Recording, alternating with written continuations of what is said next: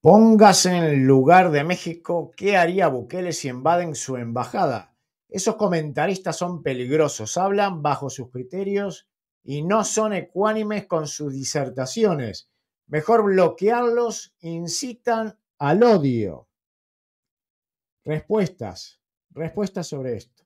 Y póngase en el lugar de un presidente honesto, que haya un delincuente con 2 sanciones en firme por robarse más de 35 millones de dólares y se refugie en una embajada y un presidente corrupto que ha asilado cerca de una docena de delincuentes y le da asilo y se lo quiere llevar como en Bolivia. ¿Qué harán? Allanarse a los delincuentes. Otra respuesta. Muy de acuerdo con tu comentario al final. Ponen a pelear a la gente ellos y no lo sucedido. Otra. ¿Por qué la Embajada de México quiere ayudar a una persona que estaba juzgada en Ecuador? ¿Cuál presidente honesto? AMLO, porque el delincuente es el Boboa. Bueno, habrá que decir Novoa. Preocúpense por el crimen organizado en su país donde muere mucha gente. Si en esa babosada de una embajada donde no ningún muerto, pero donde hay muerto, ahí no dicen nada. Hay viejas más chismosas cuando matan a un ser humano, no dicen nada. Gente sin sentimientos, solo piensan en sus ganancias. ¿Qué sacan de todo esto? Pero ¿qué tal? Muy bueno para recibir dinero de México y ¿qué? ¿Del apoyo a miles de migrantes salvadoreños? Pucha, o sea que hoy le llaman invasión a un edificio que está en tierra ecuatoriana, que es realmente el dueño. Ah, ¿por qué no han hecho nada por Haití? Que han invadido varias embajadas, qué hipocresía, hablan de invadir, pero no hablan de sus errores, de querer ser cómplice de un criminal. Así, ¿para qué quieren embajada dentro de otro país? Es como tener al enemigo dentro. Pero dice ser tu amigo, jaja. No, Bukele no hace eso. Y menos cubrir un delincuente corrupto. Y para terminar, otro par de comentarios más. Primeramente, no fue dinero de México, infórmate primeramente. Segundo, he visitado tu país con mis padres desde que tenía 5 años y muchas veces ya adulto, lo que siempre admiramos de los gobiernos anteriores de México, que nunca opinaron a favor y en contra de políticas que no tenían nada que ver con México. Pero el hecho que ahora el presidente Bukele no acuse o señale a nadie, eso es el respeto a las dos naciones. No tenemos que acusar a ningún de los dos, porque los dos cometieron un error. Dejemos que los políticos arreglen sus problemas. Mejor que Dios Todopoderoso tenga misericordia de los buenos y sensatos seres humanos. Que Dios bendiga a ambas naciones. Y así sigue, mira, y comentarios. Más de 2000 comentarios ayer en el video que subí sobre el tema de la Embajada de México en el Ecuador. Pero hoy lo que quiero comentar contigo, más bien comentar, es mostrarte dos opiniones diferentes de ambos bandos, digamos, del lado de izquierdas, del lado de derecha, para que vean y ustedes saquen sus propias conclusiones de quién tiene razón sobre todo esto, porque como ahora han visto en los comentarios, nos peleamos entre nosotros. Mientras tanto, pasan cosas en nuestros países que no se solucionan. Vamos sin más preámbulos a estos dos videos. Dale, vamos con el primero. Buen día, don Miguel. La crisis que se ha presentado entre Ecuador y México, México-Ecuador, es una crisis que refleja la crisis de todo este siglo en las Américas. Vamos a empezar diciendo que tiene dos características, una jurídica y otra política. Analicemos primero la jurídica que usted introducía con la lectura de la columna mía de esta semana. Jurídicamente, que un Estado, el Estado receptor, ingrese sin motivo alguno a una embajada que tiene principio de extraterritorialidad y de inviolabilidad es un acto ilegal. Jurídicamente, que un Estado conceda derecho de asilo a un individuo que tiene sentencias ejecutoriadas, habiendo recibido la información de que es un reo requerido por el país que lo está pidiendo, con documentación probatoria y además con pedido expreso de que se lo entreguen, es uno o más hechos de violación también de la norma internacional. Entonces, Como tanto otorgar asilo o manipular la figura de asilo para proteger a un delincuente como a violar el principio de extraterritorialidad en la embajada son hechos ilegales, lo que corresponde es ver cuál ha sucedido primero. Y en el caso jurídico entre el Ecuador y México, ha sucedido primero que México ha recibido en su embajada en diciembre del año pasado a Jorge Glass, ha recibido, apenas sucedió eso, el aviso del gobierno ecuatoriano de que es un buscado, un requerido por la justicia con sentencias ejecutoriadas y que por favor lo entreguen, y ha negado, lo ha declarado huésped. Después, el gobierno ecuatoriano ha entregado toda la prueba mostrando que hay sentencias ejecutoriadas y México se ha vuelto a negar. En una tercera ocasión, el gobierno ecuatoriano ha mandado una carta al gobierno de México pidiéndole permiso para que la policía del Ecuador entre a capturar a ese perseguido, a ese condenado, y el gobierno de México se ha negado. Y finalmente, el 5 de abril, el presidente de México ha otorgado públicamente asilo político a ese delincuente condenado. Entonces, ahí tenemos una cadena de violaciones del derecho que además estaban violando la soberanía del Estado ecuatoriano y que ponían en riesgo repetir algo que el Ecuador ya había sufrido, precisamente con estos casos de sentencias por casos de corrupción donde están condenados a 8 años de cárcel el expresidente Rafael Correa, su vicepresidente Jorge Glass, lo está también la exministra de Transportes, que el año pasado hizo una figura parecida con la embajada de Argentina en el Ecuador. Se refugió en la embajada argentina en el Ecuador y de pronto apareció en Venezuela. Hubo un incidente, pero burlaron la justicia del Ecuador. En esas circunstancias, la operación que ordena el presidente del Ecuador de que la policía ingrese a la embajada de México es un acto de represalia que se torna lícito por el conjunto de hechos, advertencias e incidencias previas donde era la embajada y el gobierno de México el que estaba violando el derecho internacional.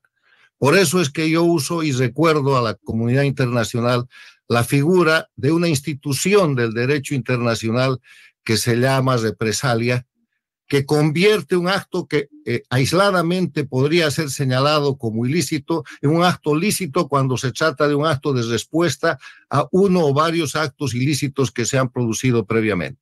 Eso es lo jurídico, en eso no hay discusión, y es por eso que la resolución del Consejo Permanente de la OEA es una de cal y una de arena. Respeten el asilo, respeten el derecho de inmunidad de las embajadas, como lo quieran leer de un lado o del otro, ya es parte de la propaganda.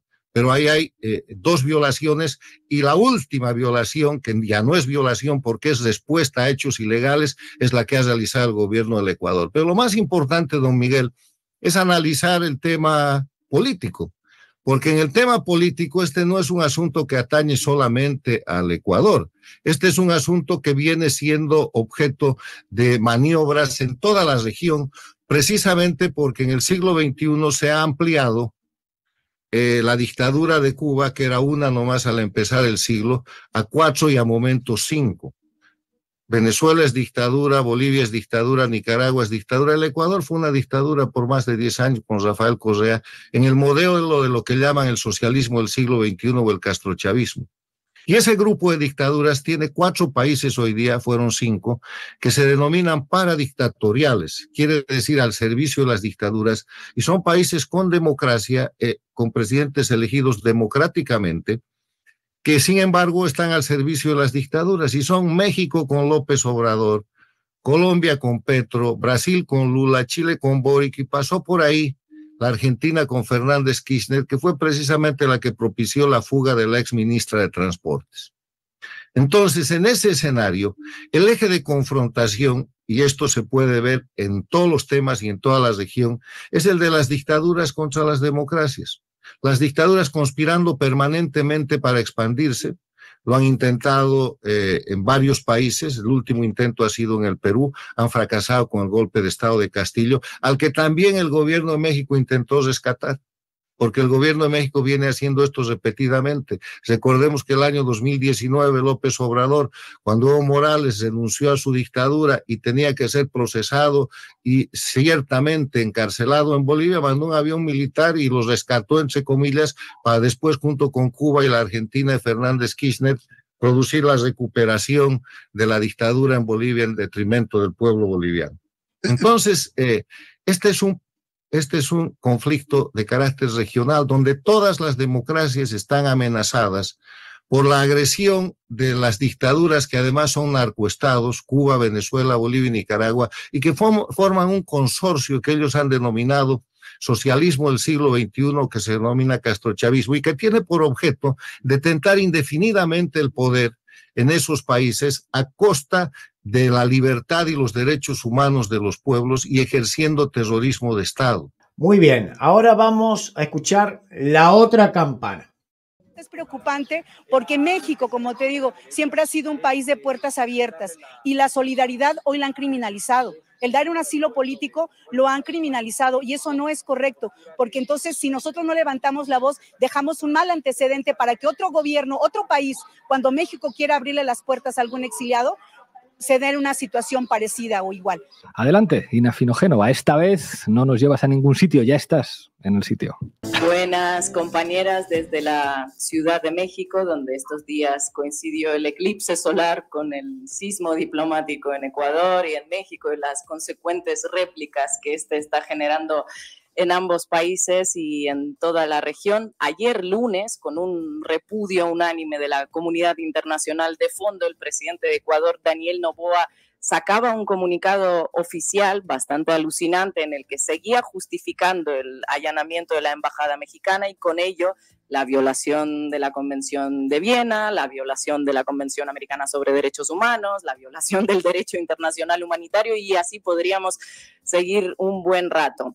Todo lo que vimos el viernes pasado, esa policía armada hasta los dientes, irrumpiendo una sede diplomática, agrediendo a funcionarios mexicanos que la protegían, bueno, todo eso Noboa lo define en su escrito como SIC, decisiones excepcionales para proteger la seguridad nacional, el Estado de Derecho, la dignidad del pueblo que rechaza cualquier tipo de impunidad a criminales, delincuentes corruptos o narcoterroristas. Bueno, ya desde el primer párrafo nos demuestra que mucha idea del funcionamiento de la legalidad internacional no tiene y que tampoco parece interesarle demasiado, pero más allá de regodearse en esa ignorancia y usar para ello al pueblo ecuatoriano, que ya sabéis lo hace por el bien del pueblo ecuatoriano, bueno, pues acusa de traidores a la patria a todos los políticos ecuatorianos que lo condenaron y eso, viendo cómo va funcionando ese señor, es toda una declaración de intenciones, un aviso a ecuatorianos asilados por el mundo. El caso es que la unanimidad internacional es inédita, hubo algún que otro comunicado, los repasó Sugasti, como el de Uruguay o el de España, llamando a la concordia entre México y Ecuador y básicamente equiparando agresores con agredidos, pero salvo contados casos de manifestaciones ambiguas como esas, pues la condena al Estado de Ecuador es universal y sin matices, independientemente del signo ideológico de cada gobierno o portavoz que se pronuncia. Noboa ha logrado poner a todo el mundo en contra y que estados con posturas irreconciliables en absolutamente todo coincidan en este asunto en concreto. Porque, como ya se ha dicho también en el programa, no hay ninguna situación compleja y sin precedentes a la que se refiere él, por ejemplo, en su comunicado, que justifique la irrupción en una sede diplomática. Ninguna. El derecho internacional no contempla excepciones. Ina, y cuéntanos, ¿cómo están reaccionando en México a lo sucedido? Más allá de las declaraciones oficiales que ya hemos puesto aquí, ¿qué cuenta la gente común de que asalten su embajada? Pues la sensación que se percibe es de incredulidad más absoluta, repudio a los actos de Noboa y a la vez solidaridad con el pueblo ecuatoriano, que además de la violencia narco con la que tiene que lidiar, pues es gobernado por lo que está resultando ser un peligroso incompetente, ¿no? A nivel político se pronunció el mismo día del ataque el presidente López Obrador, anunció la ruptura de relaciones diplomáticas, llamándolo violación flagrante a la soberanía de México Y ayer aquí en la Ciudad de México pude entrevistar para Canal Red Latinoamérica a la candidata presidencial, Claudia Sheinbaum, justo después de su primer debate presidencial, y así es como se refería al asunto. Dentro vídeo.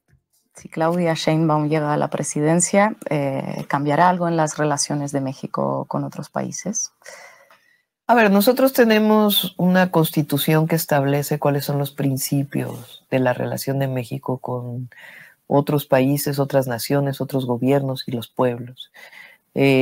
Y el respeto juarista que defiende esa constitución siempre va a estar ahí. Nosotros no tenemos política de intervencionismo, siempre de respeto, y al mismo tiempo una política que marcó la historia de México de solidaridad con la democracia y con el autoritarismo.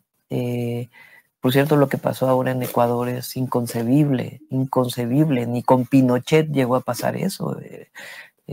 México jugó un papel fundamental con la Guerra Civil Española, en donde muchísimas personas de América del Sur vinieron a México y además permitieron el enriquecimiento cultural de México intelectual de manera muy importante en la academia. Muy bien, hemos escuchado los dos bandos. Ahora yo te digo una cosa, ¿no? Porque claro, América Latina está como está, cada vez va peor. Y yo me pregunto, el día que yo vea que no hay colas en las embajadas de Europa o de Estados Unidos en los países de Hispanoamérica, ahí voy a pensar o voy a empezar a pensar de que las cosas están mejorando. Pero mientras vea que todas las embajadas, como la de España, la de Italia o Estados Unidos o la que sea, de los países en el cual se denominan de primer mundo, haya colas kilométricas, yo pensaría que las cosas van a peor. La gente se va, la gente deja sus países, y más en esos países en el cual ha nombrado el Señor al principio. Entonces, dejémonos de tanta tontería, dejémonos de andar escondiendo y crear una cortina de humo con los problemas esenciales de las personas.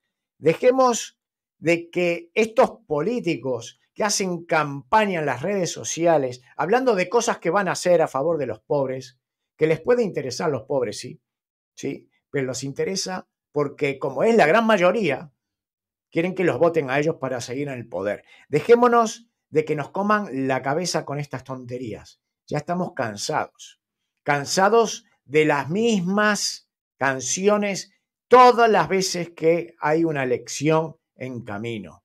Déjenos de mentir y pónganse a trabajar, pero no les echemos siempre la culpa a los políticos y no nos descarguemos siempre que la culpa es de los políticos. ¿Por qué es culpa del político de turno o del presidente de turno de que tú no salgas adelante? No esperes nada de ellos, no esperes nada del Estado, no esperes limosna del Estado. Está en ti salir adelante, en cada persona como individuo, en hacer las cosas bien y salir adelante. Bueno, me he desviado un poco del tema, pero es que uno empieza a ver todos estos problemas que están pasando ahora entre México y Ecuador y veo los comentarios de toda la gente que se pelean por estas cosas y están perdiendo lo que está pasando de fondo. ¿Cuál es el problema de fondo? El fondo real. Y dejémonos ya de que también los políticos es culpa de los políticos. No, es culpa nuestra también, porque es culpa nuestra por votar a estos políticos. Y muchas veces, claro, no tenemos opciones, porque tanto uno de izquierda, derecha, de centro, son todos iguales. Son todos iguales. Es así. Por eso yo admiro a Bukele, porque es el único, a pesar de que lo critiquen, porque he visto cómo lo critican, porque se abstuvo